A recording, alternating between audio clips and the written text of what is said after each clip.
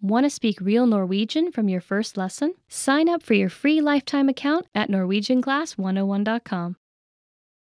Hello everybody and welcome to this class. My name is Annette and I'm gonna teach you top 25 phrases in Norwegian.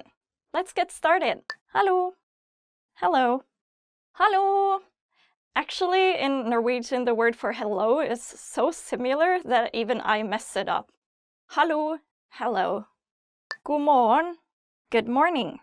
God morgen. Good morning. Well, this is basically almost the same. God ettermiddag. Good afternoon. God ettermiddag. Good afternoon. God natt.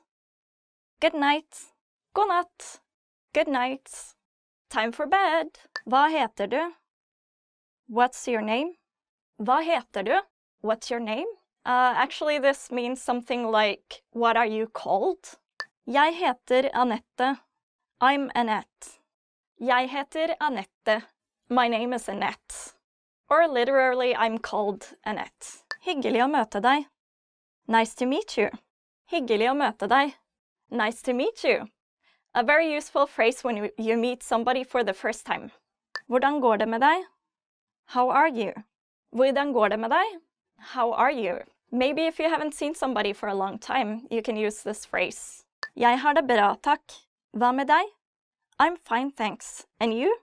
Jeg har det bra, takk. Hva med deg? I'm fine, thanks. And you? You could make this phrase even shorter and say bra, takk. Med deg? Vær så snill. Please. Vær så snill. Please.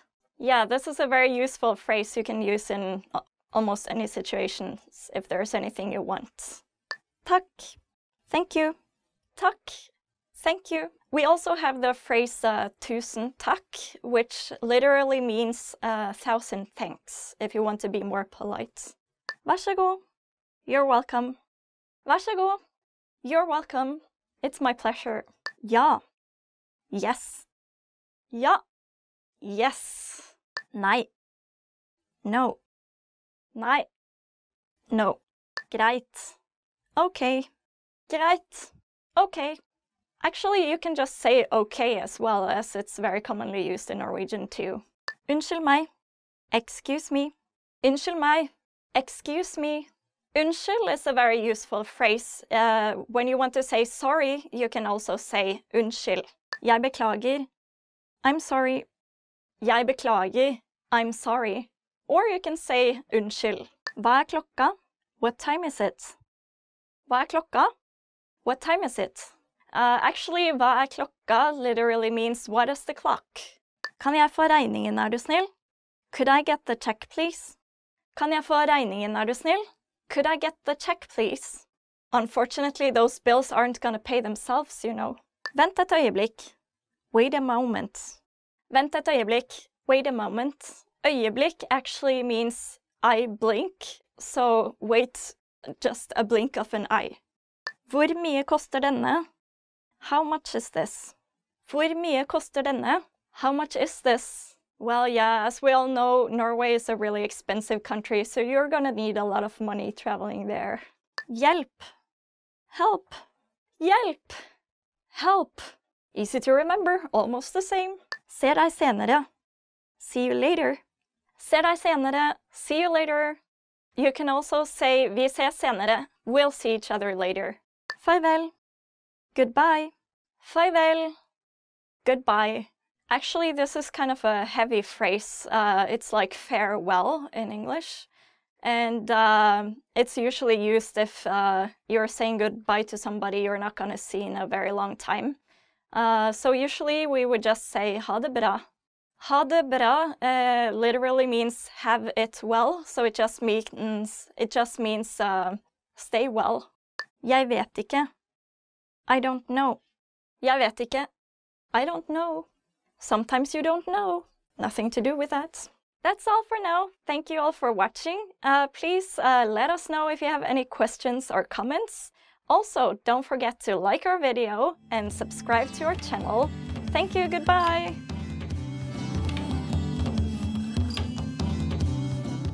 Hei, jeg heter Nora. Hi everybody, I'm Nora. Welcome to NorwegianClass101.com's Norsk på 3 minutter. The fastest, easiest, and most fun way to learn Norwegian. In the last lesson, we learned how to count in Norwegian. I hope you spent some time practicing the numbers because they will come in handy for this lesson. We're going to learn how to go shopping in Norway. Before we go, you need to know how to say how much is it? Hvor mye koster den? Hvor mye koster den? Okay, are you ready to go shopping in Norway? Let's go. You see something you like and you want to ask the shopkeeper how much it costs. The first thing to say is Unnskyld. Do you remember what that means? Excuse me. Unnskyld, hvor mye koster den? Unnskyld, hvor mye koster den? Now, in Norwegian, all nouns have gender.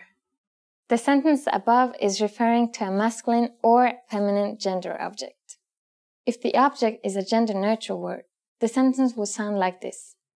Unnskyld, hvor mye koster det? Unnskyld, hvor mye koster det? The only thing that changes is the pronoun. Den becomes det. There is one more pronoun you can use when pointing at pairs of something or a bundle of something. You change the pronoun to de. Unnskyld, hvor mye koster de? Unnskyld, hvor mye koster de? At this point, the shop clerk can answer by saying den koster, det koster, or de koster. For example, den koster 55 kroner, det koster 55 kroner, or de koster 55 kroner. What number is 55? It's 55. It costs 55 kroner. Now it's time for Nora's insights. The pronoun you will use most often is det, because not only is it used to ask prices of neutral gender objects, but also services like a haircut. So get used to asking, hvor mye koster det? Hvor mye koster det? At this point, can you count kroner in Norwegian? We are going to learn how to do this and much more in the next lesson. I'll be waiting for you in our next Norsk på 3 minutter lesson. Ses neste gang! Hello and welcome back to Top Norwegian Words. Today we're looking at 10 questions you should know in Norwegian. So let's get started. Hva heter du? What's your name? Hva heter du? What's your name? Jeg heter Annette. My name is Annette. Hvordan går det med deg? How are you? Hvordan går det med deg? How are you? Jeg har det bra. I'm good. Hvor er du fra? Where are you from? Hvor er du fra? Where are you from? Jeg er fra Oslo. I'm from Oslo. Når er bursdagen din? When is your birthday? Når er bursdagen din? When is your birthday? Bursdagen min er 20. januar. My birthday is the 20th of January.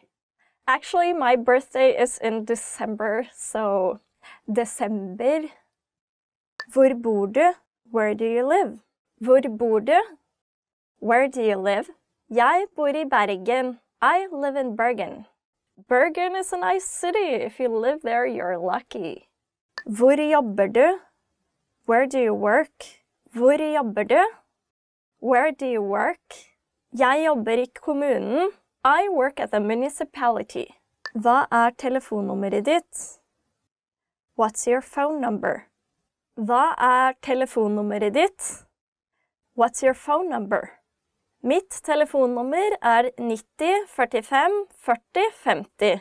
My telephone number is 90 45 40 50.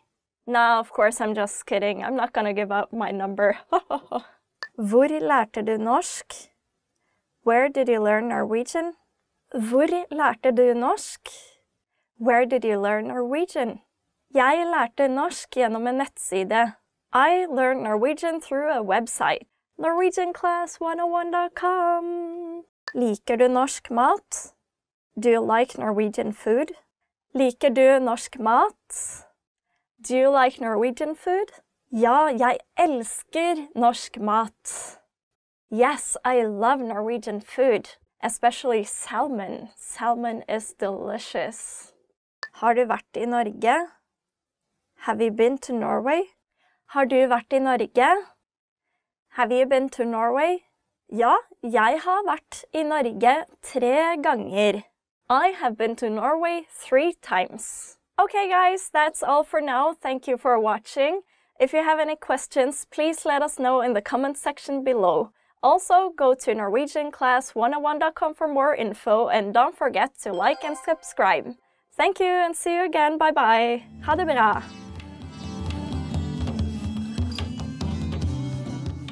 Welcome to norwegianclass101.com's Norsk på 3 minutter.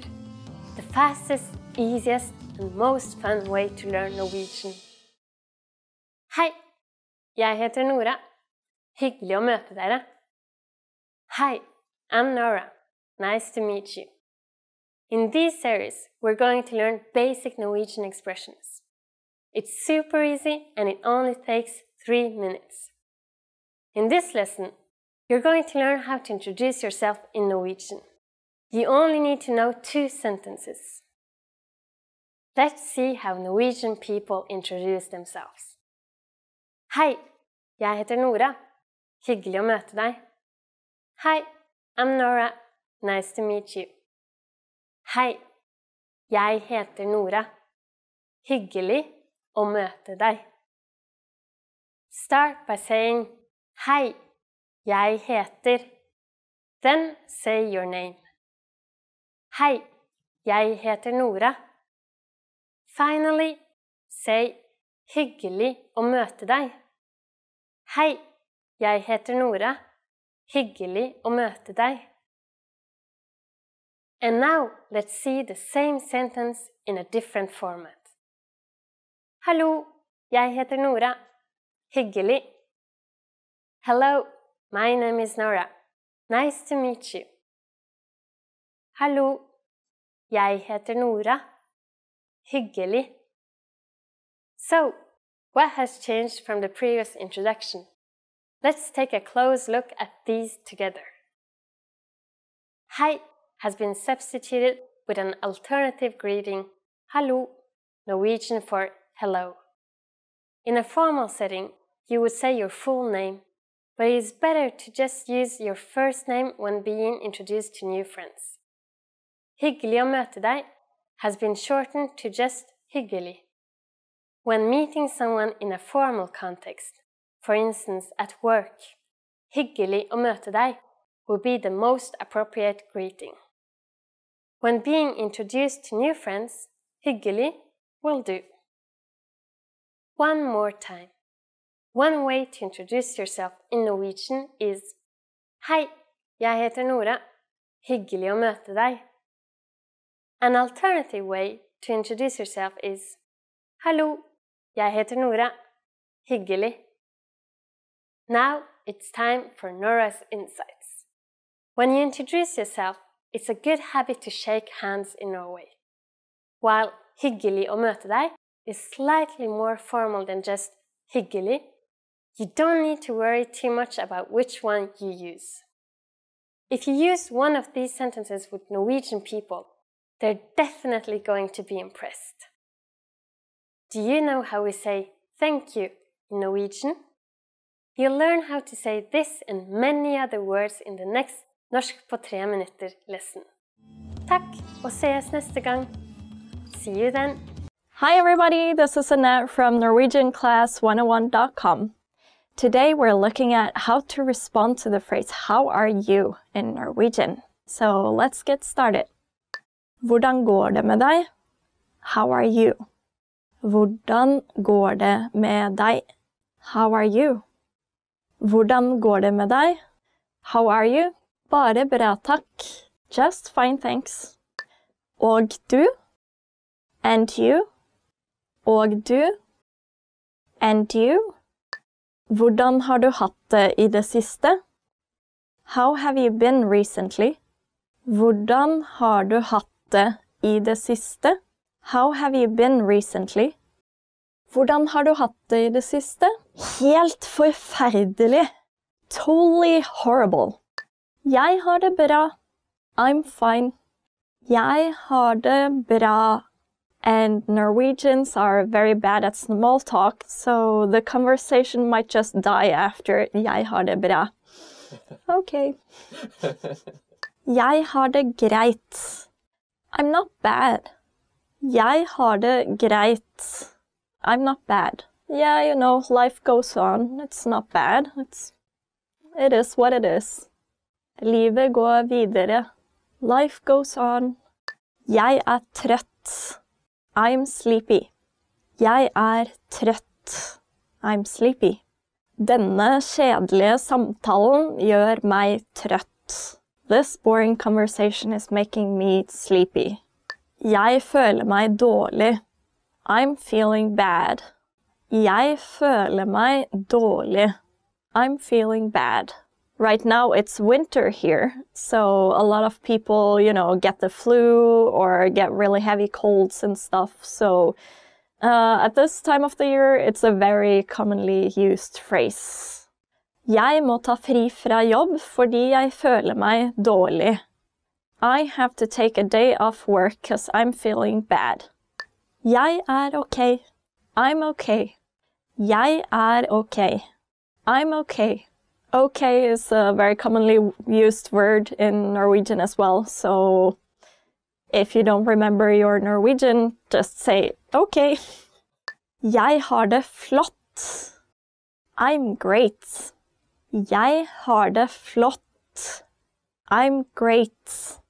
Actually, my hometown Bergen is infamous for a lot of rain.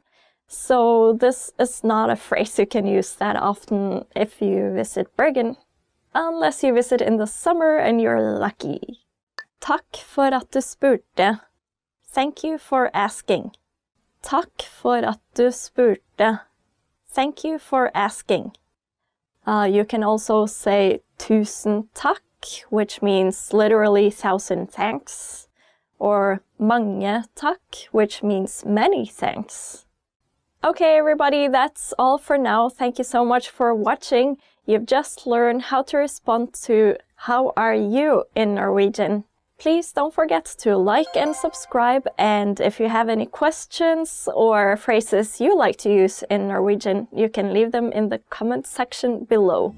And we'll see each other again next week. Goodbye, ha det bra! Want to speak real Norwegian from your first lesson? Sign up for your free lifetime account at NorwegianClass101.com.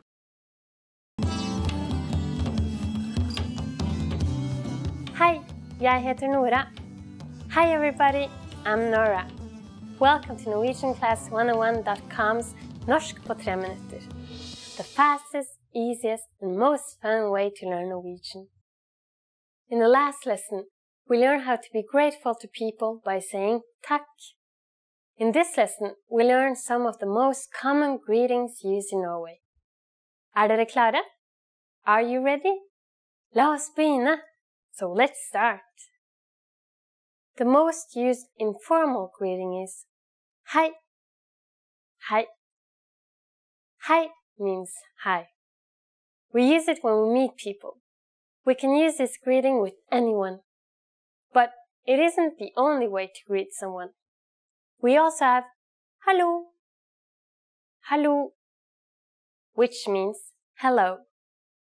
And more time-specific greetings like god dag. God dag. Literally, god dag means good day. As a rule of thumb, we can use god dag only during the daytime, from morning until evening.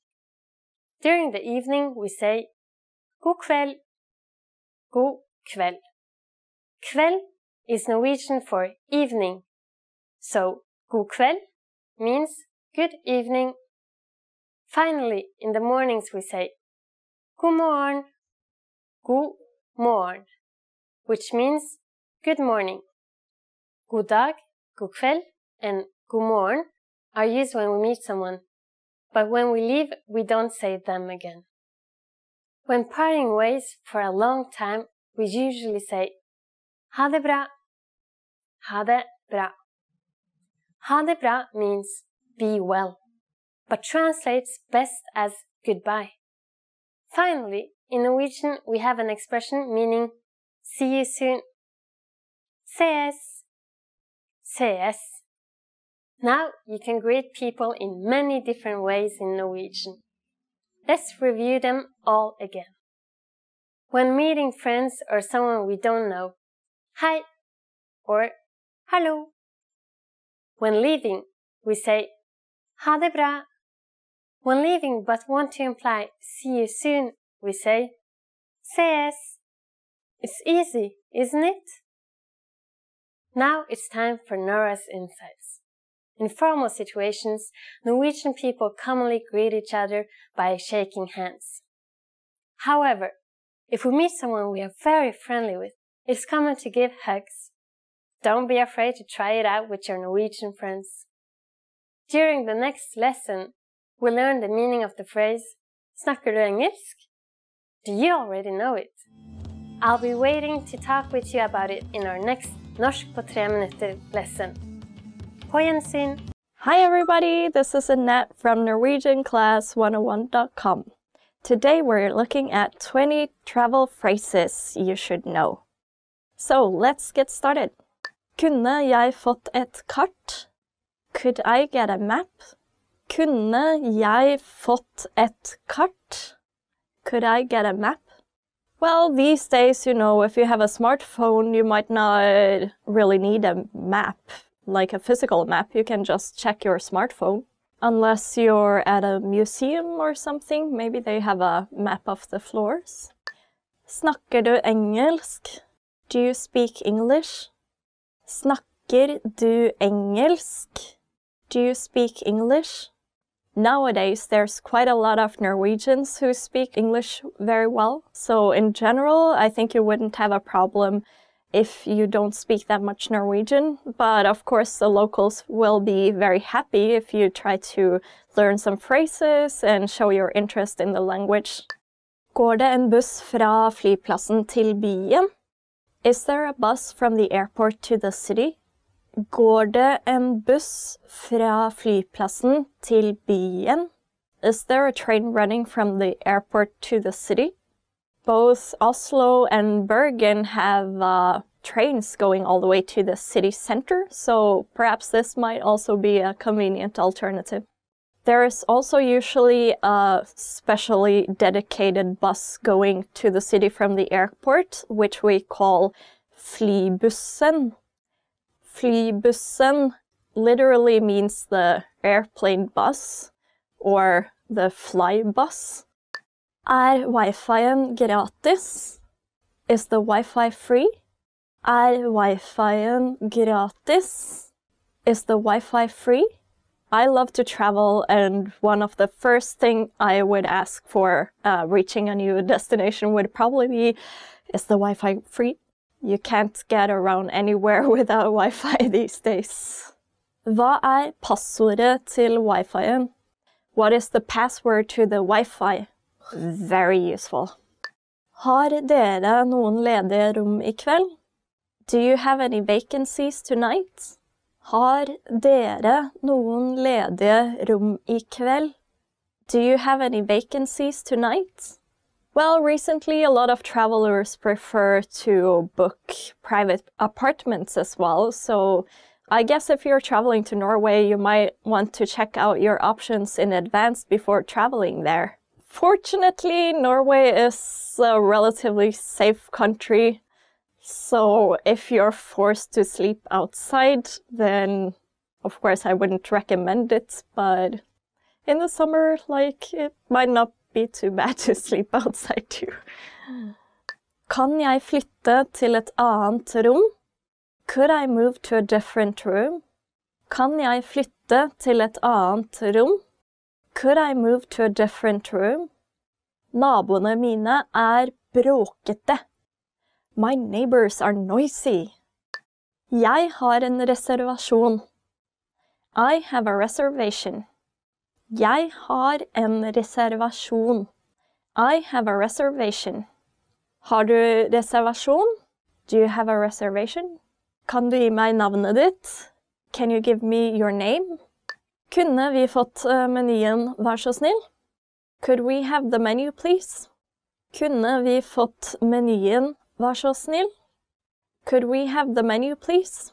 The phrase vær så snill actually means be so kind. So, could you be so kind? Har dere noen anbefalinger? Do you have any recommendations? Har dere noen anbefalinger? Do you have any recommendations? Jeg anbefaler å reise til Norge i mai. I recommend traveling to Norway in May. During the summer season, there are a lot of tourists visiting Norway from all over Europe and America and Asia as well. If you want to beat the crowds, you should travel to Norway in May. And particularly the 17th of May is the Norwegian National Day, and this is where you can experience the most fun, like parades and people dressing up in their national costumes. So, well, if you travel to Norway, then this should be the season to go. Kan jeg få regningen? Could I have the check? Kan jeg få regningen? Could I have the check? If you forget this phrase, you might be better off just asking in English rather than to make a big fuss and like trying to get their attention and stuff. Jeg allergisk mot peanøtter. I'm allergic to peanuts. Jeg allergisk mot peanøtter. I'm allergic to peanuts. So in Norway as well, we have a lot of different types of allergies. You can have pollen allergy, or you can have pet allergy, dyreallergi, or maybe you're allergic to shellfish, skalldyrallergi. If you're allergic to something, make sure to check out the correct words before going to Norway. Vann du snill? Water, please. Vann du snill? Water, please. Du snill means are you kind? So, could you be so kind to bring me water? In Norway, we take a lot of pride in our clean, fresh water. So, even in most restaurants, you wouldn't have to pay for water. You get it straight off the tap water, but it's delicious, and as a Norwegian, I have to say that it's the best tap water in the world. Norsk vann det beste vannet I verden. Norwegian water is the best water in the world. If you want to know how much Norwegians value their water, you should check out the brand Voss Water, which is also named after a Norwegian city. Hvor mye dette? How much is this? Hvor mye dette? How much is this?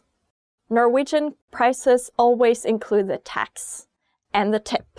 So at least you don't have to worry about any extra surcharges being made that you're not aware of.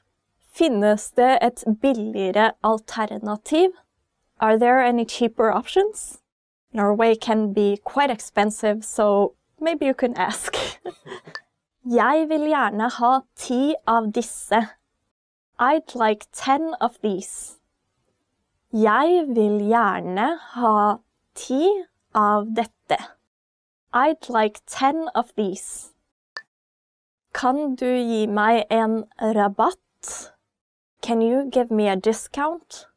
Kan du gi meg en rabatt? Can you give me a discount?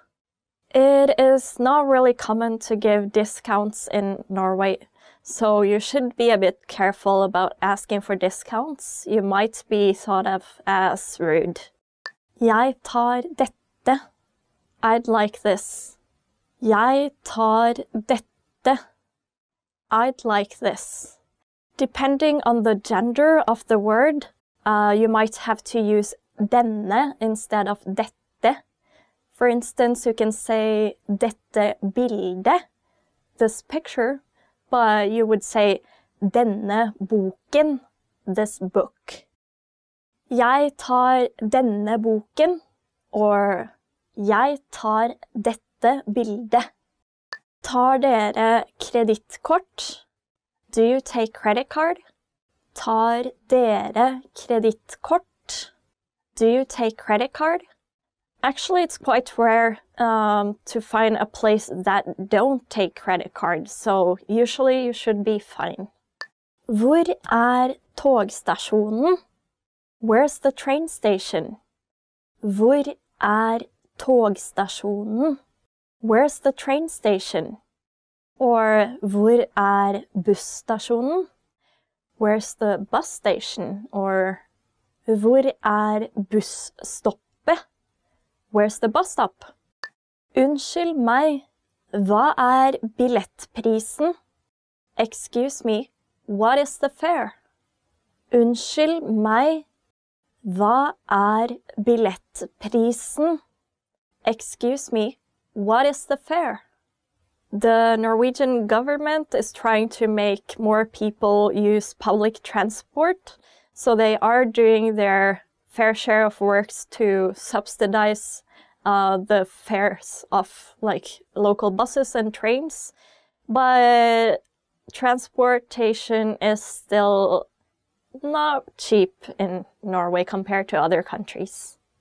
Kan du være så snill å ta et bilde av meg? Could you take a picture of me, please? Kan du være så snill å ta et bilde av meg? Or maybe you could just use your selfie stick. Or if you're traveling with your friend, you can say, kan du være så snill å ta et bilde av oss? So the us meaning us. Okay, everybody, that's all for now. Thank you so much for watching. This has been Top 20 Travel Phrases You Should Know. If you have any comments or questions, please feel free to leave them in the comment section below. And don't forget to like and subscribe, and go to norwegianclass101.com for more. See you again next week. Goodbye. Ha det bra og god tur. Hi, jeg heter Nora. Hi everybody, I'm Nora. Welcome to NorwegianClass101.com's Norsk på 3 minutter. The fastest, easiest, most fun way to learn Norwegian. In the last lesson, we learned the most common forms of greetings in Norwegian. Do you remember them? In this lesson, we're going to learn a very useful phrase. Do you speak English?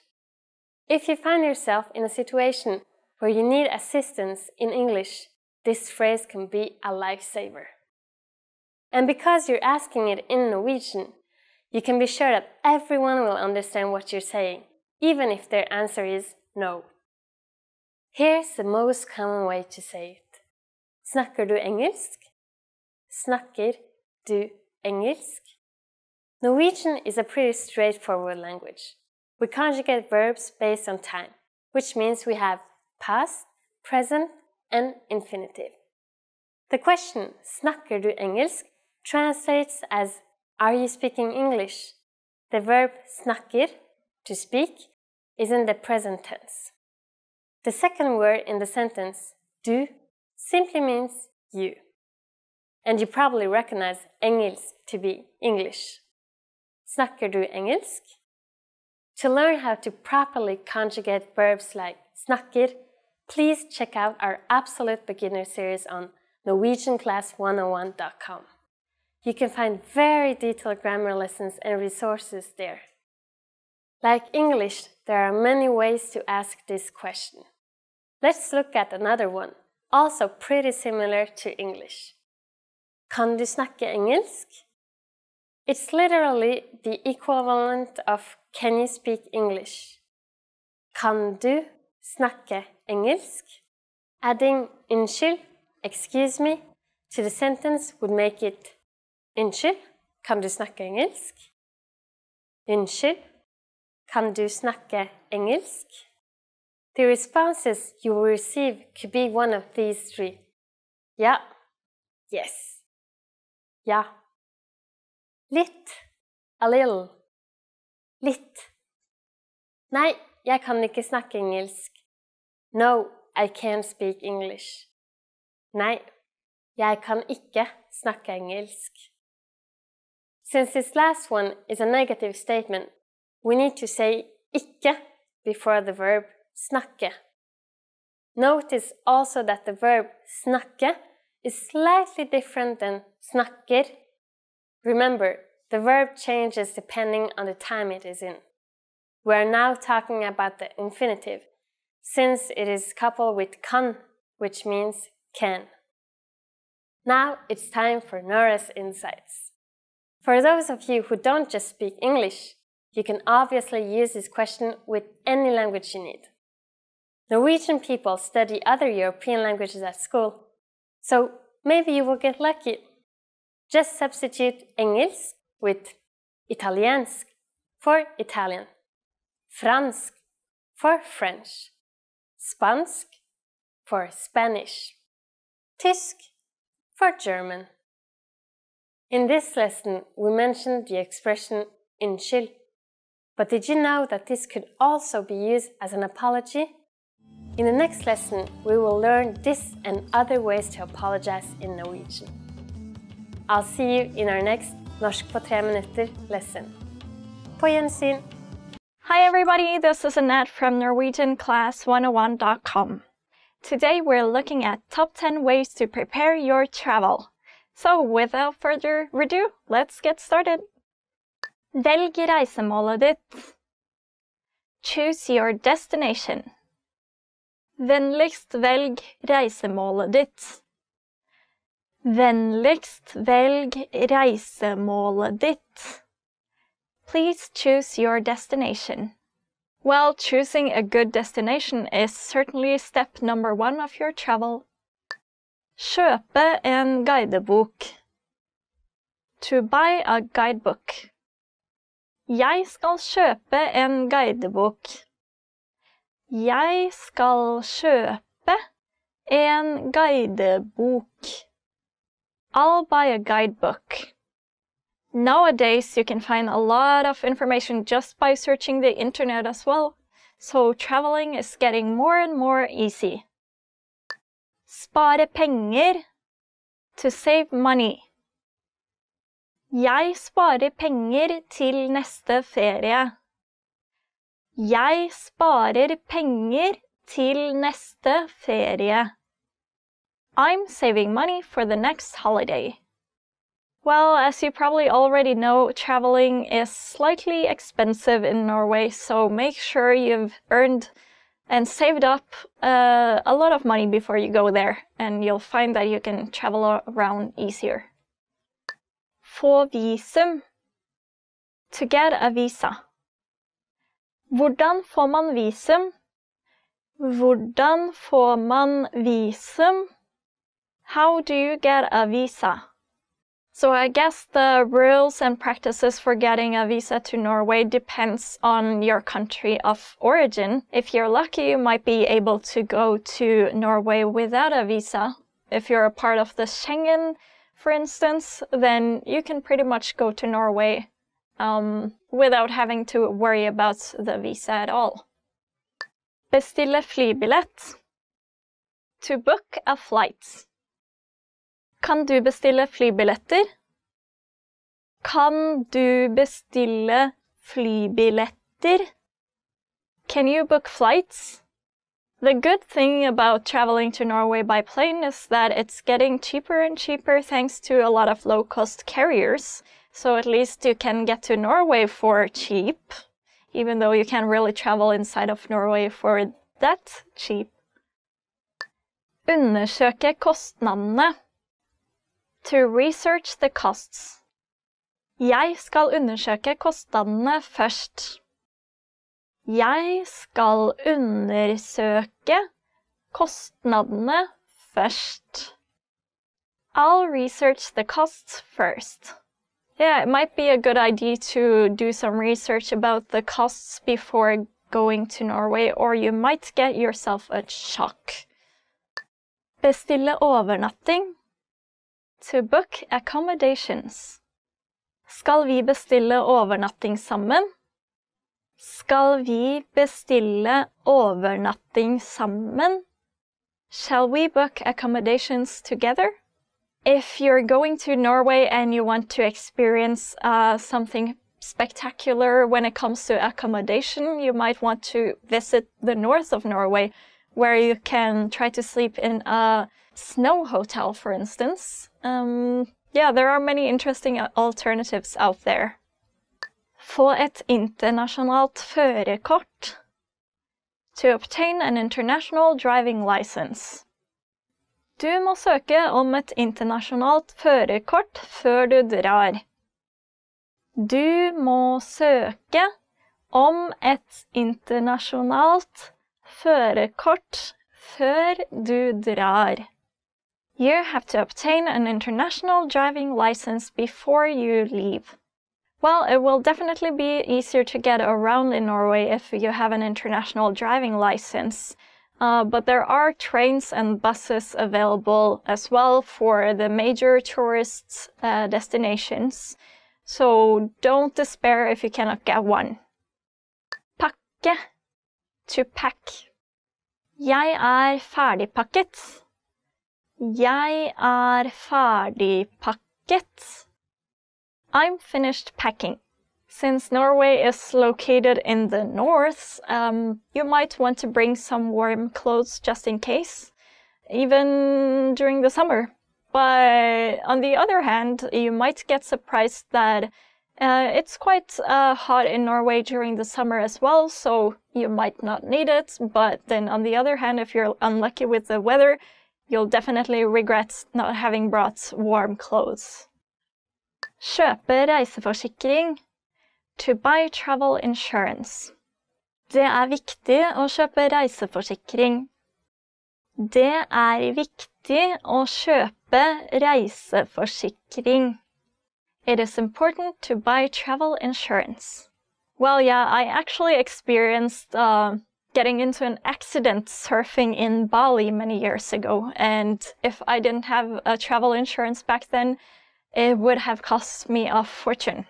So whatever you do, please don't forget to buy your travel insurance. Okay, everybody, that's all for now. Thank you so much for watching. We've been looking at top 10 ways to prepare your travel.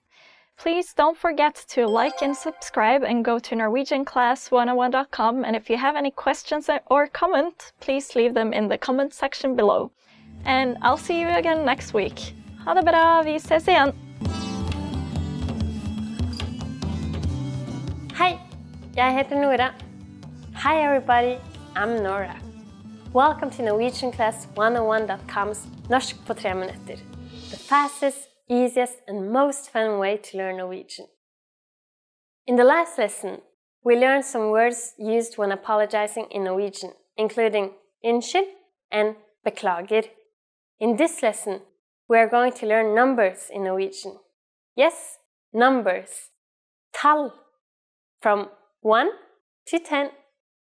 And you are going to learn them in only 3 minutes. 3 minutter. Are you ready? Let's start. 1. 1. 2. 2. 3. 3. 4. 4. 5. 5. 6. 6. 7. 7. 8. 8. 9. 9. 10. 10. Okay, now repeat after me. I'll say the numbers and give you time to repeat each one. 1. 2. 3.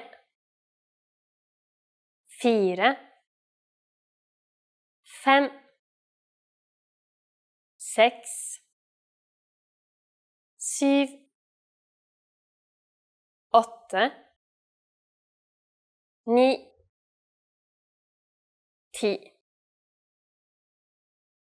Great job!